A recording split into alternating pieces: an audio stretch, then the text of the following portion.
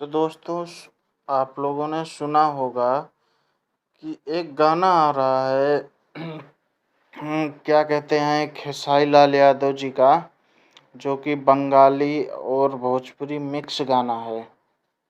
बंधु 3 दिन 2.0 करके ऐसा गाना है।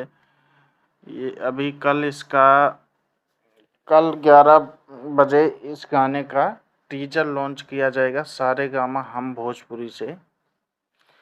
इसमें अर्शी जी फेट हैं और म्यूजिक आर्या शर्मा जी ने दिया है। गाना लिखे हैं कृष्णा बेदर्दी जी, जो कि बड़ा ही बवाल गाना होगा हमारे ख्याल से, क्योंकि पहली बार भोजपुरी में ऐसा हो रहा है कि बंगाली और भोजपुरी मिक्स सॉन्ग आ रहा है। हमारे ख्याल से तो पहली बार ही है। अब कोई और कुछ निकाल दे कहीं का तो और नहीं पता, बाकी हमारे हिसाब से ये पहली बार ही है ऐसा गाना जो कि आ रहा है भोजपुरी प्लस बंगाली।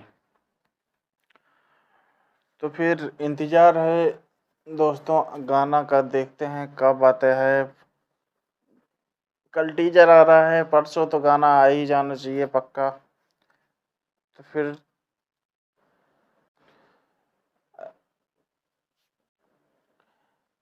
हमारे चैनल को लाइक, सब्सक्राइब, शेयर ज़रूर करें। धन्यवाद।